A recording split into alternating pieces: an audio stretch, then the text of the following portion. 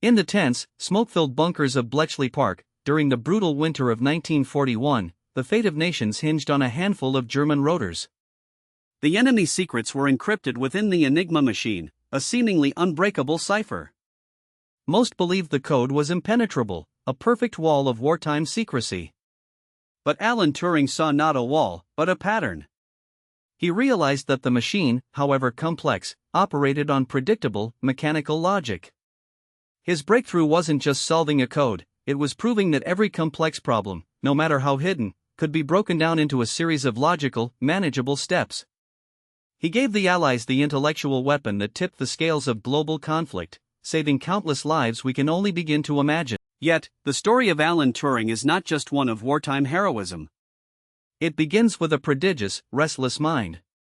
Growing up in the early 20th century, he displayed an early fascination with mathematics that transcended the typical curriculum. He wasn't content with merely learning theorems, he needed to understand the underlying mechanism of thought itself. His early brilliance was marked by a profound curiosity about what it meant to calculate, to formalize the abstract concepts of logic. He devoured mathematics, seeing patterns where others saw only chaos.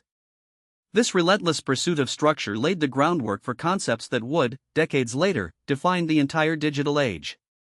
But how does a pure mathematical curiosity translate into a practical, world-changing invention? The true revolution in his thinking arrived with the concept of the Turing machine. This was not a physical device, it was a mathematical abstraction, a theoretical model of computation. Imagine a conceptual tape, infinitely long, and a simple head capable of reading, writing, and moving based on a finite set of rules. This machine proved that any calculation that could be logically defined could, in theory, be performed by this simple model. It was the first universal blueprint for computation, establishing the very definition of what a computer could be.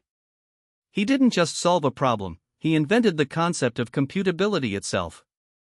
But theory, however elegant, still needed to be built into reality. What physical machine could embody this perfect, abstract logic? The academic world of the 1930s was exhilarating, but also profoundly isolating for a mind as advanced as his. While his peers grappled with conventional academia, Turing was already operating in a conceptual space far ahead of his time. His genius often left him struggling to communicate his ideas within established scientific frameworks. He found himself constantly arguing for the potential of machines to think, a radical notion at the time. He wrestled with the philosophical limits of logic, pushing the boundaries of what was considered possible knowledge. It was a period of intense intellectual struggle, forcing him to refine his theories until they were undeniably robust. Yet, the looming threat of global conflict demanded a different kind of genius, one applied to immediate survival. When the war engulfed Europe, the theoretical genius of Turing was urgently called into service. The British government recognized the immense, untapped potential in his mind. He was transplanted to Bletchley Park, a secret military facility. Here, his theoretical understanding of computation was immediately applied to the most pressing problem of the era, the German ciphers. The sheer scale of the operation was staggering. Teams of linguists, mathematicians, and engineers worked in a frenzy, fueled by adrenaline and the knowledge that their success meant the difference between victory and catastrophe. He was no longer merely a theorist, he was a frontline intelligence officer, leading the charge against the invisible enemy. The pivotal moment arrived with the Enigma machine. Its complex rotors generated seemingly random streams of text, making it the ultimate symbol of wartime encryption. Turing and his team developed electromechanical methods, and later, the revolutionary Colossus computer, designed specifically to break these sophisticated codes. Colossus was not just a machine, it was the world's first programmable digital electronic computer. It worked in tandem with the mathematical breakthroughs that defined his life. The intelligence gleaned from these machines allowed the Allies to predict troop movements, intercept communications, and shorten the war by years. This was the peak of his professional life, a period of unmatched, monumental impact. After the victory, the momentum carried Turing into the nascent field of post-war computing. The military success was merely the opening chapter. He saw the potential for these machines to revolutionize more than just warfare, they could automate science, medicine, and industry. He became a foundational figure in the emerging field of artificial intelligence, proposing that machines could not only calculate but could also think. His vision was monumental, a future where computation was as ubiquitous and essential as electricity. He was guiding humanity toward the digital frontier, a vision that promised a world of unprecedented knowledge and connectivity. But the world, recovering from trauma, was complex, and his personal life was about to face a different kind of hostile encryption. The 1950s saw Turing continue to push the boundaries of what was possible. He was instrumental in the design of early stored program computers, the architectural blueprint for nearly every machine that followed. His work defined the theoretical limits and possibilities of digital computation.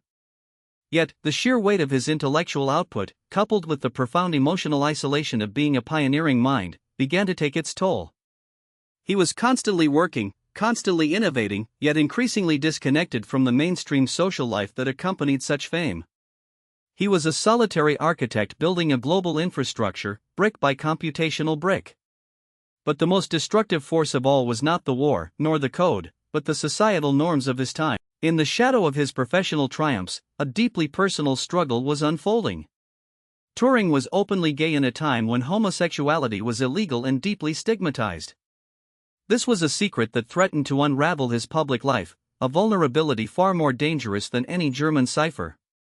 He faced a choice: silence his truth and compartmentalize his identity, or risk the societal backlash that could destroy him. The weight of keeping this secret, while simultaneously pioneering the future of human knowledge, created a crippling internal conflict. He was a revolutionary thinker in the machine age, but a deeply marginalized individual in the social one. How could a mind so capable of solving the world's hardest problems be undone by something so fundamentally human? The climax came in 1952. The legal and social climate was unforgiving. The British government, under the guise of maintaining moral order, offered him a terrible ultimatum. He was forced to choose between his career and his truth. The choice was not one of freedom, but of survival, a brutal negotiation between his intellectual life and his fundamental identity. The pressure was immense, leading to a devastating and irreversible path.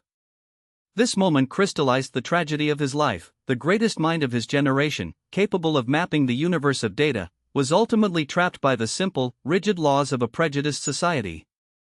The genius was not enough to protect the man. The consequences were catastrophic. To protect his career, Turing was coerced into chemical castration, a medical procedure that was both physically and emotionally devastating. His brilliance, once a beacon of hope, was systematically diminished by institutional cruelty. The world that had benefited from his mind saw him not as a pioneer, but as a problem to be managed, a secret to be contained. His subsequent years became a painful struggle for dignity, a constant battle against the shadow of societal condemnation. The brilliance that had unlocked the secrets of the machine was now dimmed by the cruelty of man.